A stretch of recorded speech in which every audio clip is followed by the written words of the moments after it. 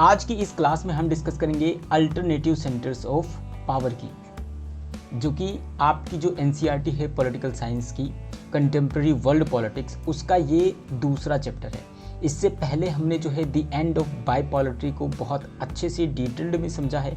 अगर आप लोगों ने उस वीडियो को नहीं देखी है तो प्लीज़ आप विज़िट करें, उसको अच्छे से देखें। जितने भी उसके पार्ट बने हुए हैं उन सबको आप देखें, बहुत अच्छे से डिटेल्ड में उसके ऊपर हमने उसको समझाया था आपको। जो कॉन्सेप्ट थे, जितने फैक्ट रिलेटेड चीज़ें थी, उन सबको उस वीडियो में जो है वो कवर किया गया है। इसी तरीके से आज जो है हम अल्टरनेटिव सेंटर्स ऑफ पावर के ऊपर डिस्कस करेंगे पूरी। अगर मैं वापस से आपको बता दूं, ये जो सारी ये वीडियो जो आ रही हैं, ये आप चाहे बोर्ड की तैयारी कर रहे हों, 12th क्लास में अगर आप हैं, और अगर आप बोर्ड की तैयारी कर रहे हैं तो उसमें भी ये आपकी हेल्प करेगी। इसके अलावा यदि आप CUET UG 2026 की प्रिपरेशन कर रहे हैं तो वहाँ पर भी आपको ये वीडियो हेल्पफुल रहेगी, क्योंकि इसके अंदर कंटेंट उस तरीके से डाला गया है जो कि ट्रेंडिंग है। आज के टाइम पे जो NTA है, जिस तरीके से फैक्ट बेस्ड क्वेश्चन पूछ रहा है या फिर जो कॉन्सेप्चुअल जो क्वेश्चंस बनते हैं, उन सब का निचोड़ आपको इसके अंदर देखने को मिलता है। तो हम आज की इस वीडियो को स्टार्ट करते हैं और अल्टरनेटिव सेंटर्स ऑफ पावर को हम समझते हैं कि पूरी स्टोरी से हमने समझा था चीज़ों को, कि कैसे हमने लास्ट वीडियो में जो देखा था, स्टार्टिंग हमने किया था कि first world war, second world war, कैसे इंटरनेशनल ऑर्गेनाइजेशन के रूप में जो है हमारा UNO एमर्ज होता है। फिर जो इससे पहले जो लीग ऑफ नेशन बनाया गया था 1920 में, वो फेल्ड होता है, सेकेंड वर्ल्ड वॉर हो जाता है। फिर उसको जब सेकेंड वर्ल्ड वॉर ख़त्म होता है, UNO बनाया जाता है। फिर UNO के बाद से कोल्ड वॉर स्टार्ट होता है, जो कि 1991 तक चलता है। कोल्ड वॉर की इस पूरी सिचुएशन को हमने उस पिछली वीडियो में देखा था, और वहाँ से हमारा स्टार्ट होता है द एंड ऑफ बाइपोलरिटी, जिसको हमने पूरे अच्छे से डिस्कस किया था। अब US हेजेमनी, देखो यहाँ पर हमने इस वाले पोर्शन को हमने जो है अपनी पिछली वीडियो में कवर किया था। जैसे मैंने बताया था आपको कि ये केनेथ वोल्ट जो हैं, उन्होंने वर्ल्ड सिस्टम थ्योरी या फिर वर्ल्ड ऑर्डर सिस्टम जो है पूरा दिया है। इन्होंने पूरे वर्ल्ड को कैसे ये काम करता है, या फिर वर्ल्ड में कब कब कौन कौन से डोमिनेंस रहे हैं, उसके बेसिस पर इन्होंने जो है इसे कैटेगराइज किया था। कैसे कैसे कैटेगराइज किया था? सबसे पहले उन्होंने बाइपोलर वर्ल्ड बताया, जब पूरी दुनिया में या पूरे वर्ल्ड में जो है केवल 2 सुपर पावर थी। कौन कौन सी? USA और USSR, जो कि 1995 से 1991 तक रहा। जब 1991 में जो है USSR का डिसइंटीग्रेशन हो जाता है, तब ये जो बाइपोलर वर्ल्ड है वो ख़त्म हो जाता है, जिसको हमने द एंड ऑफ बाइपोलरिटी के रूप में पढ़ा था लास्ट टाइम। उसके बाद जो है यूनिपोलर वर्ल्ड स्टार्ट होता है। ये यहाँ का है, और ये जो है वो ये है। ये थोड़ा सा टाइपिंग मिस्टेक हो गया या फिर एनिमेशन में प्रॉब्लम आ गई है। तो उसके बाद जब ये 1991 के बाद जो है वो यूनिपोलर वर्ल्ड आता है, जिसमें USA की हेजेमनी जो है वो वर्ल्ड के अंदर आ जाती है, जिसे हम US हेजेमनी के चैप्टर के रूप में हम पढ़ते थे। लेकिन अभी क्या हुआ कि कुछ चैप्टर्स को जो है वो डिलीट कर दिया गया है NCERT के द्वारा। तो US हेजेमनी हमें नहीं पढ़ना है, यानी इससे रिलेटेड क्वेश्चंस आपको बोर्ड के एग्ज़ाम में नहीं देखने को मिलेगा। लेकिन कुछ पॉइंट्स हैं जो कि आपको शायद CUET UG का जो एग्ज़ाम होता है उसमें पूछ लिए जाते हैं। तो जब हम रिवीजन करेंगे CUET UG का, जब ये जो पूरा सिलेबस है उसको उस पर्सपेक्टिव से देखेंगे, तो उसके अंदर जितने भी जो पॉइंट हैं जो आउट ऑफ सिलेबस से आते हैं, उनको मैं बहुत अच्छे से कवर कर दूंगा। लेकिन आज हम जो है बेसिक चीज़ों को समझेंगे। तो US हेजेमनी को डिलीट कर दिया गया, तो इसे हमें पढ़ने की ज़रूरत नहीं है। लेकिन आज जो है वो मल्टीपोलर वर्ल्ड, यानी कि ये वाला, जिसे हम अल्टरनेटिव सेंटर्स ऑफ पावर के रूप में आज हम पढ़ेंगे। अब इसमें क्या क्या चीज़ है कि अल्टरनेटिव सेंटर्स ऑफ पावर क्या बना? ये जो मल्टीपोलर वर्ल्ड, केनेथ वोल्ट ने बताया कि अब जो है ना तो यूनिपोलर वर्ल्ड रहा, ना ही बायोपोलर वर्ल्ड रहा। अब जो है वर्ल्ड के अंदर मल्टीपोलर सिस्टम आ चुका है, और अब बहुत सारे अल्टरनेटिव सेंटर्स जो हैं वो पावर के रूप में हैं, जिसमें है यूरोपीय यूनियन को हमें पढ़ना है, आसियान को हमें पढ़ना है, इसके अलावा चाइना को हमें पढ़ना है कि कैसे ये जो है वो वर्ल्ड के अंदर इम्पैक्ट डाल रहे हैं, और ये as a alternative centres of power के रूप में उभर कर हमारे सामने आए हैं। तो ये बेसिक था जिसको हमने पूरा ओवरव्यू लिया। अब हम आगे बढ़ते हैं और चीज़ों को एक एक करके समझते हैं। तो सबसे पहले हम ज्योग्राफिकल लोकेशन अगर हम देखें कि ये जो हमें पढ़ना है अल्टरनेटिव सेंटर्स ऑफ पावर, तो ये कहाँ कहाँ पर हैं। तो चाइना की बात करें तो ये 1949 में चाइना बनता है। माओ जो हैं वो इसके अंदर इनका काफ़ी रोल रहता है। आप आगे जब बड़ी क्लास में जाएंगे, BA MA करेंगे, तो वहाँ पर आपको चाइना की हिस्ट्री, चाइना के अंदर कैसे पॉलिटिकल सिस्टम काम करता है, ये सब आप डिटेल में समझेंगे। अभी आप इतना समझ लीजिए कि चाइना जो है वो 1949 में जो है वो माओ जो है उनके सहयोग से इसको बनाया गया था। यहाँ पे भी काफ़ी रेवोल्यूशन हुआ और फिर जो है वो चाइना बना। तो ये वो चाइना है जिसके बारे में हमको पढ़ना है, और कैसे कैसे चाइना के अंदर जो है कम्युनिस्ट पार्टी रही और उसने डोमिनेंस किया, और चाइना को कैसे उसने बढ़ाया, यहाँ की इकोनॉमी कैसे ग्रो हुई, वो सब चीज़ें जो है इसके अंदर हमें देखना है। और दूसरा जो है वो आसियान की बात करें तो ये जो वर्ल्ड के अंदर इधर के जो कंट्रीज़ हैं ये, इनके बारे में हमें पढ़ना है। यानी आसियान एक ऐसा ऑर्गेनाइजेशन है या फिर इन कंट्रीज़ के बीच में जो है वो क्या होती है, ट्रीटी होती है। किन्हीं चीज़ों को लेकर जो है वो ट्रीटी होती है, चाहे वो ट्रेड का हो, इकोनॉमिक का हो, कोऑपरेशन का हो, इन सब चीज़ों को लेकर बहुत सारी कंट्रीज़ मिलकर जो है वो आपस में ट्रीटी करती हैं, और उसके बेसिस पर एक ऑर्गेनाइजेशन बनता है जिसको हम इंटरनेशनल ऑर्गेनाइजेशन कहते हैं। तो ऐसे ही ये आसियान है जिसको हमें पढ़ना है। और ये कब बना, ये 1967 में बना।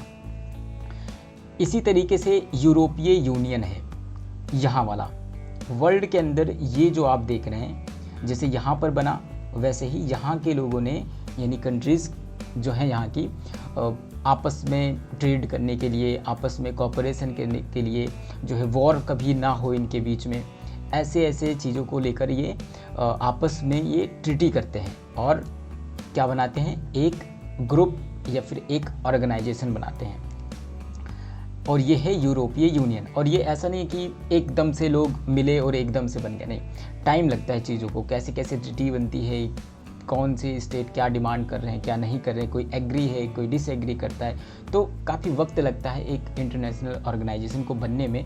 तो हम एक एक करके ये जो अल्टरनेटिव सेंटर्स ऑफ पावर्स कैसे बने, इनको हम समझते हैं। तो आज सबसे पहले हम यूरोपीय यूनियन को देखेंगे कि कैसे यूरोपीय यूनियन जो है वो सामने आता है हमारे। तो चलिए हम अब जो है यूरोपीय यूनियन को बहुत स्क्रैच से समझते हैं कि कैसे यूरोपीय यूनियन ने अपना ये जो नाम है यूरोपीय यूनियन, यहाँ तक ये पहुँचा है। पहले इसे यूरोपीय यूनियन के रूप में नहीं जाना जाता था। तो सेकेंड वर्ल्ड वॉर जब होता है, आप सबको पता है कि सेकेंड वर्ल्ड वॉर होने के बाद पूरी दुनिया में एकदम से क्राइसिस आ गई, इकोनॉमिक लेवल पर बहुत ज़्यादा विध्वंस हुआ था और सारी जो कंट्रीज़ हैं वो एकदम से तबाह हो गई थी। तो अब लोगों में पीस और कोऑपरेशन की मांग हो रही थी।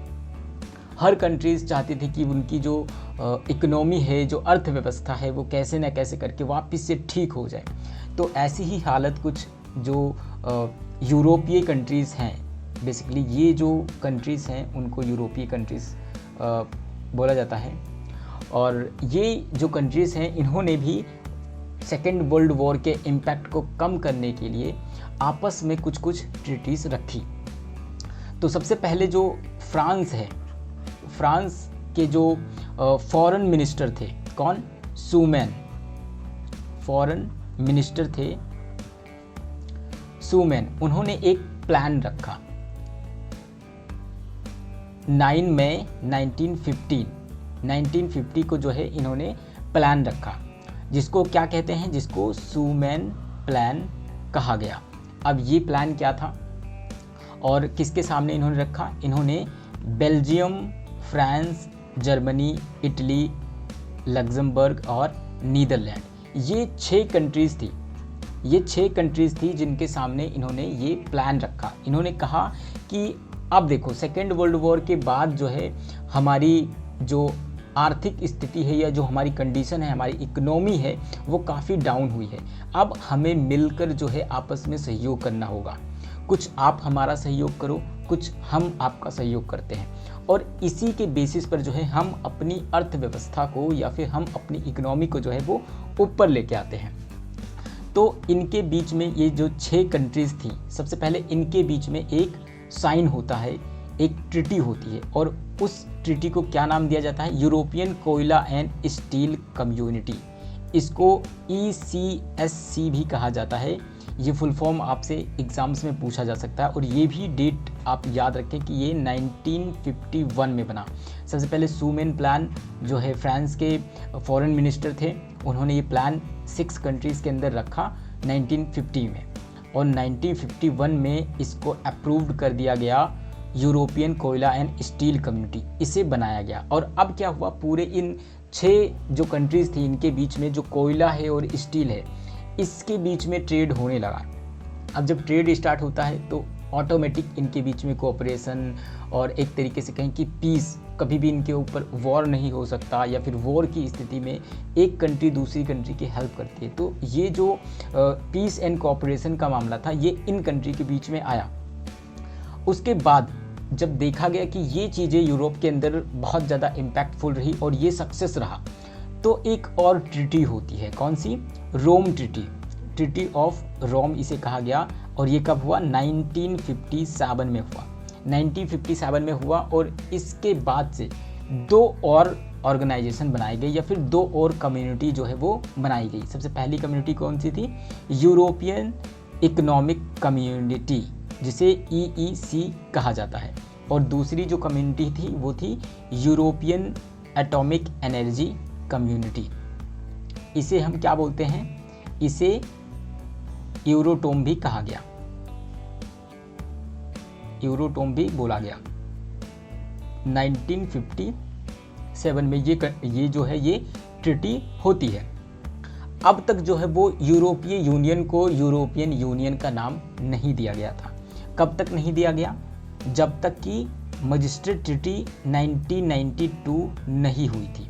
अब क्या हुआ, 1992 में मजिस्ट्रेट ट्रिटी होती है, और ये जो पूरे अलग अलग कम्युनिटी बनी, जैसे कोयला steel community, European economic community, European atomic energy community, ये छोटे छोटे जो ट्रिटी हुई थी, इनके जो नेशन हैं छोटे छोटे, इनके बीच में ट्रिटी हुई थी। तो अब ये माना गया कि भाई अब इन सबको समेट के एक किया जाए और एक कोई यूनियन बनाया जाए, एक ऐसा इंटरनेशनल ऑर्गेनाइजेशन बनाया जाए जो भाई इन सबको अपने अंदर सीमित करता हो, इन सभी चीज़ों को वो अपने अंदर समाहित करता हो। तो इसी उद्देश्य को लेकर जो है मजिस्ट्रेट ट्रिटी होती है 1992 में, और इसको क्या नाम दिया जाता है? इसे यूरोपीय यूनियन का नाम दिया जाता है। तो इस तरीके से जो है यूरोपियन यूनियन जो है वो 1992 में आता है, सामने आता है। हालांकि इसका अस्तित्व जो है वो 1951 से ही स्टार्ट हो जाता है, लेकिन इसका ये स्वरूप आने तक जो है उसको 1992 तक का टाइम लगा। ये आप लोग बेसिक चीज़ें हैं, ये बताना मैंने ज़रूरी समझा, क्योंकि CUET का जो एग्ज़ाम है वो दिन प्रतिदिन जो है वो काफ़ी टफ होता चला जा रहा है। तो आपको ये बेसिक चीज़ें एटलीस्ट पता होनी चाहिए। तो चलिए अब हम आगे बढ़ते हैं और समझते हैं कि यूरोपीय यूनियन में कौन कौन सी कंट्रीज़ रहीं और कब उन्होंने पार्टिसिपेट किया। तो 1958 Belgium, France, Germany, Italy, Luxembourg और नीदरलैंड, ये जो है ये फाउंडिंग मेंबर थे। इसके बाद 1973 में इसके साथ डेनमार्क, आयरलैंड और यूनाइटेड किंगडम, ये जो है यूरोपीय यूनियन के साथ जुड़ते हैं। ये जो यूनाइटेड किंगडम है ये एग्ज़ाम के पॉइंट ऑफ व्यू से बहुत ज़्यादा इम्पॉर्टेंट है। अभी आगे मैं इसके बारे में बताऊंगा कि क्यों ये इम्पॉर्टेंट है। 1981 में ग्रीस, 86 में पुर्तगाल, स्पेन, 1995 में ऑस्ट्रिया, फिनलैंड, स्वीडन और 2004 में साइप्रस, चेक Republic, Estonia, Hungary, Latvia, Lithuania, Malta, Poland, Slovakia, Slovenia, ये जो कंट्रीज़ हैं ये यूरोपीय यूनियन का पार्ट बने, ऐड हुए। इसके अलावा 2007 में जो है वो बुल्गारिया, रोमानिया ये इसके पार्ट बने, और 2013 में क्रोएशिया जो है वो इसका पार्ट बनते हैं। ये भी बहुत ज़्यादा इम्पॉर्टेंट है। अब यूनाइटेड किंगडम और क्रोएशिया क्यों इम्पॉर्टेंट है इसको हम समझते हैं। क्यों? सबसे पहले हम यूनाइटेड किंगडम को देखते हैं। यूनाइटेड किंगडम जो है वो 1920 में यूरोपीय यूनियन से क्या होता है, वो अलग हो जाता है। ये अलग हो जाता है। इसको क्या नाम दिया जाता है? इसको ब्रेएग्जिट कहा जाता है। ब्रेएग्जिट कहा जाता है, यानी कि ब्रिटेन जो है वो एग्जिट हो जाता है। कहाँ से? यूरोपीय यूनियन से। तो ये कॉन्सेप्ट एक नया आता है, ब्रेएग्जिट या फिर ब्रिटेन एग्जिट, इसका पूरा जो वो है इसका नाम दिया गया है। यानी कि यूनाइटेड किंगडम जो है, यूके जो है वो यूरोपीय यूनियन का पार्ट नहीं है। और ये कब हुआ ऐसा? 2020 में जो है वो यूनाइटेड किंगडम लेफ्ट कर जाता है यूरोपीय यूनियन को। तो इसलिए ये बहुत ज़्यादा इम्पोर्टेंट है। और ये क्वेश्चन जो है केवल CUET के लिए ही इम्पोर्टेंट नहीं है, बल्कि ये इतना इम्पोर्टेंट है कि ये UGC नेट, अब मैं ये क्यों बता रहा हूँ, इस इम्पॉर्टेंट की वजह से मैं इसको बता रहा हूँ। UGC नेट जो है वो असिस्टेंट प्रोफेसर जो बनते हैं उनके लिए एग्ज़ाम्स होता है, इसके अंदर ये क्वेश्चन पूछा गया है। इसके अलावा UPSC, SSC, इसके अलावा CUET PG यानी कि पोस्ट ग्रेजुएशन के लिए जो एग्ज़ाम होते हैं, एंट्रेंस एग्ज़ाम होता है, इन सब एग्ज़ाम्स में ये क्वेश्चन पूछा गया कि ये पूछा गया था ब्रेएग्जिट जो है इसका क्या मतलब है और ये कब हुआ। तो ये यूनाइटेड किंगडम से रिलेटेड है। यूनाइटेड किंगडम जो है वो यूरोपीय यूनियन से लेफ्ट कर जाता है, वो इसका हिस्सा नहीं रहता है। तो ये इसका मतलब था, और यही क्वेश्चन जो है कई बार जो है इन सब एग्ज़ाम्स में रिपीट किया गया है। इसके अलावा क्रोएशिया, ये क्वेश्चन पूछा जाता है कि क्रोएशिया जो है वो कब यूरोपीय यूनियन का हिस्सा बना? 2013 में बना। और ये पूछा जाता है ये कौन से नंबर की कंट्री थी? तो ये 28th मेंबर जो है वो यूरोपीय यूनियन का था।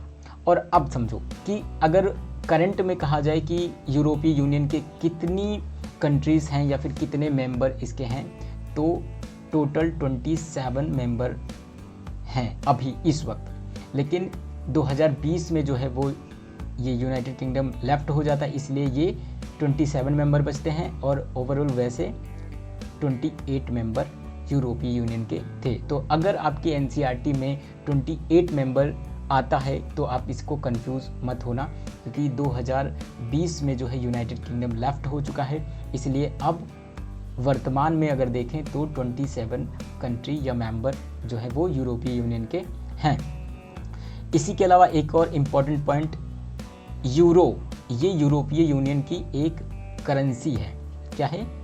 करेंसी है, जिसने 1 जनवरी 1999 में इसको अपनाया गया, और जिसने ECU, इससे पहले ECU करेंसी जो है वो यूरोपीय यूनियन के पास थी, इसको इसने क्या किया, इसने इसको रिप्लेस कर दिया, और अब यूरो जो है उसको अपनाया गया है। ऑल यूरोपीय union countries are part of the economic and monetary union, EMU। ये इसका फुल फॉर्म भी इम्पॉर्टेंट है, ये भी आप याद रखें। इसका पार्ट बने और उन्होंने जो है यूरो नामक करेंसी जो है वो अपनाया। 20 of them have replace their national currencies with the single currency, जिसका नाम क्या है, वो है euro. These European countries from the euro area also known as the euro zone. अब ये जो 20 कंट्रीज़ हैं, 27 कंट्रीज़ में से जो 20 कंट्रीज़ हैं जिन्होंने यूरो नामक ये जो करेंसी है, एक सिंगल करेंसी है, इसको अपनाया है, इसको क्या नाम दिया गया है, इसे यूरो जोन कहा गया है। बाकी कंट्रीज़ जो हैं, बाकी 7 जो कंट्रीज़ हैं, उन्होंने इसको नहीं अपनाया है, उनकी अपनी खुद की करेंसी है। आगे बढ़ते हैं। अब हम समझते हैं कि यूरोपीय यूनियन जो है वो कैसे आया और कैसे कैसे इसने जो है वर्ल्ड के अंदर इम्पैक्ट किया। तो सबसे पहले जो मार्शल प्लान है इसको हम थोड़ा सा समझते हैं कि ये क्या है, क्योंकि ये चीज़ें जो मैं यहाँ पे आपको बताता हूँ ये मैं अपने एक्सपीरियंस और मेरा जो सब्जेक्ट का नॉलेज है उसके हिसाब से मैं आपको समझाता हूँ चीज़ों को, ताकि आप जो है पूरा स्क्रैच से चीज़ों को समझ पाएँ। कहीं एग्ज़ाम में कोई पॉइंट ऐसा आ जाए या फिर, क्योंकि कंपटीशन इतना टफ हो गया है कि आपकी क्लियरिटी होना बहुत इंपॉर्टेंट है। जब तक आपको कॉन्सेप्ट आपका क्लियर नहीं रहेगा आप चीज़ों को एलिमिनेट नहीं कर पाएंगे। इसीलिए मार्शल प्लान को खाली पढ़ लेना, उसको जान लेना क्या है ये नहीं, आपको स्क्रैच से पता होना चाहिए कि एक्चुअल में ये है क्या। तो सबसे पहला हम मार्शल प्लान को समझते हैं कि मार्शल प्लान एक्चुअल में था क्या।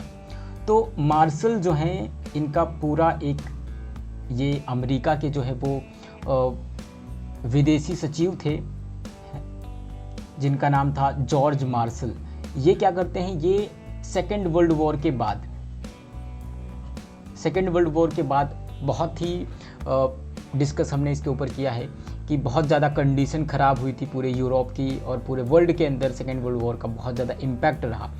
तो ये जो मार्शल हैं, जॉर्ज मार्शल यूएसए के, ये जो है वो यूरोप के अंदर ट्रैवल पे आते हैं ये देखने के लिए कि कितना ज़्यादा जो कंडीशन है ये यहाँ की ख़राब है, कितनी पॉवर्टी है यहाँ पर, कितनी भुखमरी है, गरीबी है, बेरोज़गारी है, और कितना तबाही जो है वो सेकेंड वर्ल्ड वॉर के चलते यूरोपियन कंट्रीज़ के बीच में हुआ है। तो जब वो यूरोप के अंदर आते हैं तो यहाँ की हालत देखने के बाद उनको काफ़ी इसके ऊपर रिग्रेट फील होता है कि भाई जो यूएसए है उसने कितनी बड़ी गलती करी, उसने न्यूक्लियर वेपन का यूज़ किया, और जो ये वॉर पूरी हुई तो कहीं ना कहीं यूएसए इसका बहुत ज़्यादा भारी जिम्मेदारी इसके ऊपर थी कि उसने जो है पूरी तरीके से चीज़ों को ख़त्म किया, और ये इसके लिए पूरी तरीके से जिम्मेदार है। तो इनको रिफॉर्म लाना था कि अब यूरोप की कंट्रीज़ को कैसे भी करके जो है वो सुधारा जाए, अपनी कमियों को सुधारा जाए। तो मार्शल जो हैं, जॉर्ज मार्शल, वो एक प्लान लेके आते हैं जिसे हम मार्शल प्लान कहते हैं, और ये 1948 में आता है। इसमें क्या किया गया कि यूरोपीय जो कंट्रीज़ हैं उनके इंफ्रास्ट्रक्चर और इकोनॉमी को, जो कंटिन्यूसली जो है डिक्लाइन होती जा रही थी, इसको रिफॉर्म करने के लिए ये जो है वो हेल्प करते हैं। कैसी? फाइनेंशियल हेल्प इसको देते हैं। कितना? लगभग 12 billion US dollar, 12 billion US dollar जो है वो यूरोपियन स्टेट को जो है वो दिया जाता है ताकि इनकी कंडीशन ठीक हो सके, इनका जो इंफ्रास्ट्रक्चर है, इनका जो हेल्थ है, और इसके बाद यहाँ की जो इकोनॉमी है इसको रिफॉर्म किया जा सके, पूरी तरीके से इसकी जो यूरोपियन इकोनॉमी है इसको रिवाइव हो सके।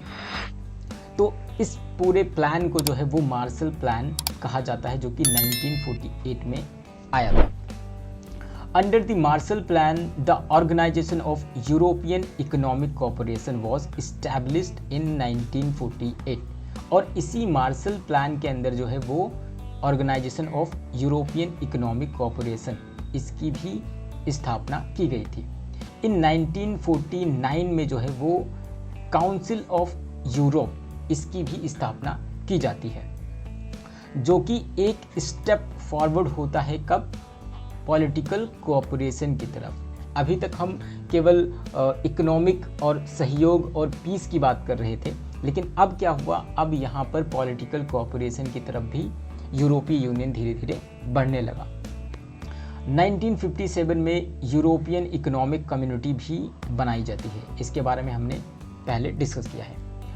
After the collapse of Soviet block, यूरोपीय यूनियन वॉज इस्टेब्लिश इन 1992। इसके बारे में हम पीछे पढ़ चुके हैं कि कैसे जो है सोवियत यूनियन ख़त्म होता है, और सोवियत यूनियन ख़त्म होने के बाद 1992 में जो है वो यूरोपीय यूनियन मजिस्ट्रेट ट्रीटी के तहत यूरोपीय यूनियन जो है वो बनाया जाता है। द यूरोपीय union has its on foreign and security policy, cooperation on justice and single currency. अब बताया जा रहा है यहाँ पे कि ये जो यूरोपीय यूनियन है इसके पास खुद की फॉरेन और सिक्योरिटी पॉलिसी है, इसके पास इनका जस्टिस सिस्टम है कि अपनी कंट्रीज़ के अंदर कोई अगर कॉन्फ्लिक्ट होता है तो उनके पास इनकी खुद की जुडिशरी कहें या फिर जस्टिस सिस्टम जो कहें वो इनके पास मौजूद है। इसके अलावा इनके पास सिंगल करेंसी भी मौजूद है, यानी कि इन्होंने एक अलग अपना जो एक करेंसी सिस्टम है, एक सिंगल करेंसी को भी लॉन्च किया है, जिसको क्या बोला गया, यूरो बोला गया, और इसे 1999 में जो है वो लॉन्च किया गया था 1 जनवरी। ठीक है। यूरोपीय union has change from an economic union to increasingly political one. अब क्या बताया गया कि यूरोपीय यूनियन जो है वो जहाँ पहले इकोनॉमिक यूनियन था कि ये लोग आपस में मिले थे कि हमारी जो इकोनॉमी है उसको कैसे रिफॉर्म किया जाए, हमारी जीडीपी को कैसे बढ़ाया जाए और आपस में पीस और कोऑपरेशन को बनाए रखा जाए, हमारे बीच में कभी वॉर ना हो। लेकिन धीरे धीरे इसने क्या नाम ले लिया, इसने पॉलिटिकल विंग की तरफ बढ़ गया। अब ये पॉलिटिकल तरीके से डील करने लगा नेशंस के बीच में। और 2003 में नौबत यहाँ तक आ गई कि यूरोपीय यूनियन जो है इसने अपना कॉन्स्टिट्यूशन, खुद का संविधान या कॉन्स्टिट्यूशन जो है वो बनाना चाहा, लेकिन यूरोपीय यूनियन इसके अंदर फेल्ड रहा। क्यों? क्योंकि बहुत सारी कॉन्फ्लिक्ट हैं। अभी भी यूरोपीय यूनियन जो जितने भी 27 मेंबर्स हैं उनके बीच में बहुत सारी चीज़ों को लेकर जो है इनके बीच में कॉन्फ्लिक्ट होते रहते हैं, जिस वजह से इनके बीच की जो सहमति है वो नहीं बन पाती है। तो इसी कारण से जो है ये इनका जो कॉन्स्टिट्यूशन बनाने का सपना था वो फेल्ड हुआ था। एग्जाम्पल के लिए ये जो इन्होंने 1999 में करेंसी अपनाई, यूरो जिसे कहा गया, तो इसको 20 कंट्रीज़ ने तो माना लेकिन बाकी 7 कंट्रीज़ ने नहीं माना। तो ऐसी बहुत सारी और भी जो कॉन्फ्लिक्ट है वो इनके बीच में है। अब यहाँ पर हम यूरोपीय यूनियन के कुछ फीचर देखते हैं कि इनकी क्या कुछ मेजर विशेषताएं हैं। सबसे पहला, यूरोपीय union has a significant economic, political and military influence. यूरोपीय यूनियन जो है वो इकोनॉमिक लेवल पर, पॉलिटिकल लेवल पर और मिलिट्री लेवल पर, तीनों स्तर पर जो है ये अपना इन्फ्लुएंस वर्ल्ड के अंदर रखता है। यूरोपीय union is the world biggest economy with GDP of more than $12 trillion in 2005। यूरोपीय यूनियन जो है वो वर्ल्ड के अंदर बिगेस्ट इकोनॉमी है। The euro can be change to the US dollar, और ऐसा माना जाता है कि अब यूरोपीय यूनियन का जो यूरो है वो US डॉलर को भी चैलेंज करेगा। Its share of world trade is 3 times larger than that of the US। इसके जो शेयर हैं वो वर्ल्ड ट्रेड के अंदर, इसके जो शेयर हैं वो 3 times ज़्यादा बड़े हैं, किसकी तुलना में, US की तुलना में। Britain and France hold permanent seat in the UN security council. इसके अलावा बहुत इम्पॉर्टेंट ये है, ये एग्ज़ाम के पॉइंट ऑफ व्यू से भी बहुत ज़्यादा इम्पॉर्टेंट है कि पूछा जाता है कि यूरोपीय यूनियन की कौन सी कंट्री है जो UNO की जो सिक्योरिटी काउंसिल है उसकी परमानेंट मेंबर है। तो ब्रिटेन और फ्रांस 2 ऐसी कंट्री हैं यूरोपीय यूनियन की जो परमानेंट मेंबर हैं किसके, UN सिक्योरिटी काउंसिल की, जिनको वीटो पावर भी दिया गया है। द यूरोपीय union total military expenditure is a second to that of US। ये बता रहे हैं कि मिलिट्री के ऊपर जो इनका खर्च होता है वो US के बाद सेकेंड नंबर पर आता है। इसके अलावा लगभग 550 न्यूक्लियर वेपन्स जो हैं वो यूरोपीय यूनियन के पास हैं। इसके अलावा सेकंड प्लेस जो है वो स्पेस एंड कम्युनिकेशन टेक्नोलॉजी के अंदर यूरोपीय यूनियन रखता है। कुछ और विशेषताएं देखते हैं। इसके फ्लैग को लेकर भी क्वेश्चन पूछे जाते हैं, तो इसके फ्लैग को हम समझते हैं।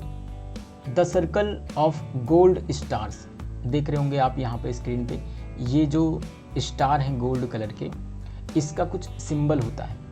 ये जो है वो सॉलिडेरिटी एंड हार्मनी इसको जो है वो रिप्रेजेंट करता है किसके बीच में, यहाँ की जो जनता है, यहाँ के जो पीपल्स हैं यूरोप के, उसके बीच की सॉलिडेरिटी और हार्मनी, इसको ये रिप्रेजेंट करता है। ये जो 12 स्टार्स हैं, अब ये 12 क्यों, क्योंकि स्टार्टिंग में जो है ये 12 कंट्री थी, और ये क्या है, ये परफेक्शन और कंप्लीटनेस और यूनिटी, इसको ये रिप्रेजेंट करता है। Originally 12 nation were the member of the यूरोपीय यूनियन, पहले इसके 12 मेंबर थे, लेकिन धीरे धीरे बाद में जो है इसके साथ बहुत सारे जो कंट्रीज़ हैं वो जुड़ी। जब 1991 में जो है यूएसएसआर का डिसइंटीग्रेशन होता है, तो उसके बाद जितनी भी पोस्ट सोवियत रिपब्लिक्स थी वो भी जो है वो यूरोपीय यूनियन के साथ जो है वो सीधे जुड़ जाती हैं। Over time more and more countries decided to join the union. इसके बाद 28 यूरोपियन कंट्रीज इन 1919 में। अब यहाँ पे भी बताया गया ना कि 1919 में जो है वो 28 यूरोपियन कंट्रीज थी, लेकिन अब ये डेटा जो है एनसीईआरटी के अंदर ये 2019 तक का ही है, जबकि 2020 में जो है वो यूके क्या कर जाता है, वो लेफ्ट कर जाता है। तो इस तरीके से यूरोपीय यूनियन के अंदर इस वक्त केवल और केवल 27 मेंबर ही हैं। अब स्ट्रेंथ देखते हैं कि यूरोपीय यूनियन की जो मिलिट्री पावर है वो कितनी है। यूरोपीय union combined forces are the second largest in the world. जो यहाँ की मिलिट्री या फिर यहाँ की जो कंबाइंड फोर्स है वो सेकेंड नंबर पर आती है वर्ल्ड के अंदर। It's total spending on defence is second after the US के बाद ये दूसरे नंबर पर आता है, जब डिफेंस पर जो है ये अपना टोटल जितनी उसकी जीडीपी है उसका जो खर्चा है वो इसके ऊपर करते हैं। अब यहाँ पर वापस से वो रिपीट किया गया कि यूरोपीय यूनियन के 2 ऐसे मेंबर हैं, ब्रिटेन और फ्रांस, जिनके पास जो यूएन की सिक्योरिटी काउंसिल है उसके परमानेंट मेंबर हैं। और अगर हम न्यूक्लियर वेपन की बात करें तो इनके पास लगभग 550 न्यूक्लियर वेपन हैं। It is also the world second most important source of the space and communication technology. इसको अभी हमने समझा कि ये सेकेंड मोस्ट इम्पॉर्टेंट सोर्स रखता है किसमें, स्पेस एंड कम्युनिकेशन टेक्नोलॉजी के अंदर। स्क्रीन पर आप देख पा रहे होंगे कि कैसे यूरोपीय यूनियन जो है वो कितनी जो कि इसका जो मिलिट्री पावर है वो कितना स्ट्रॉन्ग है। आई होप कि आप लोगों को यूरोपीय यूनियन से रिलेटेड जितना डाउट होगा वो क्लियर हुआ होगा, और आपने जो है यूरोपीय यूनियन से रिलेटेड कुछ नई चीज़ों को समझा होगा।